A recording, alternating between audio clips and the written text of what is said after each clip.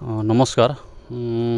মোৰ নাম কাৰ্তিক উৰাও আৰু মোৰ বন্ধু চন্দন ৰায়ে মোক মোটামুটি 8:40 মানত ফোন কৰিলে আৰু শুনা পাই খুব এটা নিজকে ভয় বোলা লাগিছে, কেনেকৈ ৰিস্কো কৰিম, কিয়নো আজি এই কেইদিন ভিতৰত যিটো নিউজ কৰি আছে বা নিউজত যিটো শুনি পাই আছোঁ, আমিও বহুতবাৰ ৰিস্কো কৰা হৈছিল, কিন্তু আমি ইমানখিনি অভিজ্ঞতা নাছিলোঁ যে ৰাছেল ভাইপাৰ ইমানেই ভয়ানক হয়। আৰু এতিয়া আমি ৰিস্কো কৰাৰ আগতে বহুত এটা চিন্তা কৰিব লগা হৈছে আৰু সেইটোৰ কাৰণে আমি এই ৰাছেল ভাইপাৰটো যিটো আমাৰ বঙাইগাঁৱত এই 4টা বছৰৰ ভিতৰত যিখিনি হাৰত বৃদ্ধি হৈছে, এইটো কিন্তু বঙাইগাঁওবাসীৰ কাৰণে এটা খুব দুখৰ কথা। কিন্তু যেতিয়া আমাৰ বঙাইগাঁৱত হয়তো ৰাছেল ভাইপাৰৰ দৰ্শনত হয়তো মৃত্যুৰ মুখত ঠেলি দিব পৰা পৰ্যায়লৈকে আহি পাইছে। আৰু সেইটোৰ কাৰণে আমি সম্পূৰ্ণ বঙাইগাঁওবাসীক আমি সজাগতাৰ এটা সভা বা এনেকৈ এৱাৰনেছ কৰাৰ কাৰণে প্ৰয়োজন হৈছে। সেইটো একচুৱেলি আমি প্ৰত্যেকখন গাঁৱত যাই এটা এৱাৰনেছৰ কৰাৰ কাৰণে দৰকাৰ আছে। আৰু এইটো কৰাৰ কাৰণে হয়তো আমি যেনেকৈ আমি ৰাজহুৱা যিবিলাক জাগাত আছে, এনেকৈ ৰাজহুৱা জাগাত যাই আমি ৰাছেল ভাইপাৰৰ বিষয়ে যদি অলপ কওঁ, হয়তো আমি এই যেনেকৈ আমাৰ কোনোবা তেজপুৰ না কোনোবা জাগাত যদি মৃত্যু মুখত গৈছে, সেইটো হয়তো আমি ৰোধ কৰিব পাৰিম বুলি আশা কৰিছোঁ। এইটো ক'ত পায় সাপটো আমি এতিয়ালৈকে এইটো হ'ল 14, আজি 15 নম্বৰ হ'ল। সাপটো 15ডাল ইতিমধ্যে ৰেস্কিউ কৰা হ'ল। চিটিকা গাঁৱত দুটা জাগাত পোৱা হৈছিল। এটা হৈছে তোমাৰ ডাঙৰপাৰা আৰু এটা আছে এই 3 নম্বৰ বাগান ফিল্ডৰ ওচৰত পাইছিলোঁ। এটা ডাউকি জাহাত 2টা পাইছিলোঁ। পপৰা গাঁৱত আমি 4ডাল ৰেস্কিউ কৰিছোঁ। কিষাণ বজাৰ আজিলৈকে 7ডাল ৰেস্কিউ কৰা হ'ল। তো আমি এইটাক এটা নামনি অসমৰ এই 3-4টা জাগা এটা খুব হেভিটেড বুলি, কিন্তু বেছিভাগে আমি কিষাণ বজাৰৰ পৰাই বেছিভাগ আমি এটা ভয়ানক হৈছে, যিহেতু তাত আমি নিজে প্ৰত্যক্ষত দেখোঁ, বহুত আজি ফটো দেখুৱাইছে এনেকৈ, কিন্তু আমি পপৰা জাগাতকৈ কিষাণ বজাৰটো বেছি ৰাছেল ভাইপাৰৰ বৃদ্ধি হৈছে।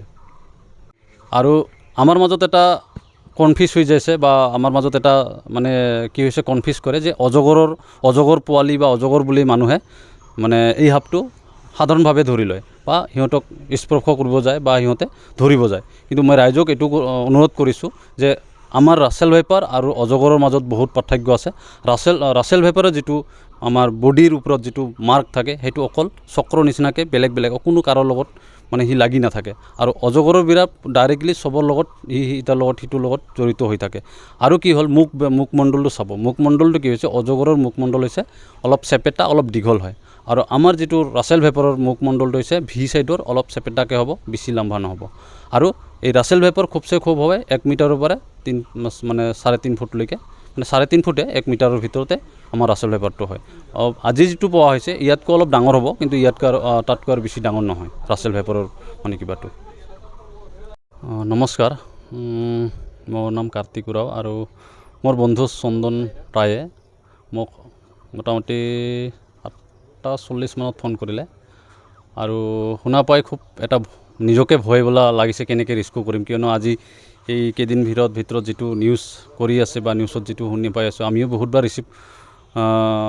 ৰিস্কো কৰা হৈছিল, কিন্তু আমি ইমানখিনি অভিজ্ঞতা নাছিলোঁ যে ৰাছেল ভাইপাৰ ইমানেই ভয়ানক হয়।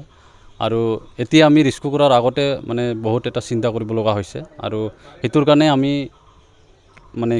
এই ৰাছেল ভাইপাৰটো যিটো আমাৰ বঙাইগাঁৱত এই 4টা বছৰৰ ভিতৰত যিখিনি হাৰত বৃদ্ধি হৈছে, এইটো কিন্তু বঙাইগাঁওবাসীৰ কাৰণে এটা খুব দুখৰ কথা।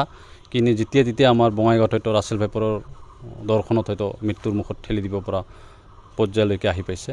আৰু সেইটোৰ কাৰণে আমি সম্পূৰ্ণ বঙাইগাঁওবাসীক আমি সজাগতাৰ এটা সভা বা এনেকৈ এৱাৰনেছ কৰাৰ কাৰণে প্ৰয়োজন হৈছে। সেইটো একচুৱেলি আমি প্ৰত্যেকখন গাঁৱত যাই এটা এৱাৰনেছৰ কৰাৰ কাৰণে দৰকাৰ আছে।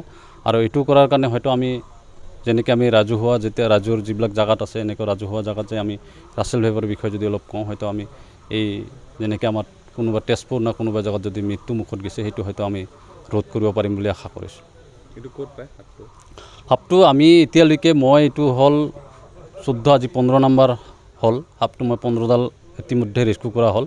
চিটিকা গাঁৱত দুটা জাগাত পোৱা হৈছিল। এটা হৈছে তোমাৰ ডাঙৰপাৰা আৰু এটা আছে এই 3 নম্বৰ বাগান ফিল্ডৰ ওচৰত পাইছিলোঁ, এটা ডাউকি জাহাজ 2টা পাইছিলোঁ, পপৰাগত আমি 4ডাল ৰেস্কিউ কৰিছোঁ, কিষাণ বজাৰ পৰা আজিলৈকে মানে 7ডাল ৰেস্কিউ কৰা হ'ল। তো আমি এইটাক এটা নামনি অসমৰ এই 3-4টা জেগা এটা খুব হেভিটেড বুলি, কিন্তু বেছিভাগে আমি কিষাণ বজাৰৰ পৰাই বেছিভাগ আমি এটা ভয়ানক হৈছে, যিহেতু তাত আমি নিজে প্ৰত্যক্ষ দেখোঁ, বহুত আজি ফটো দেখুৱাইছে এনেকৈ, কিন্তু আমি পপৰাগতকৈ কিষাণ বজাৰটো বেছি মানে ৰাছেল ভাইপাৰৰ মানে বৃদ্ধি হৈছে।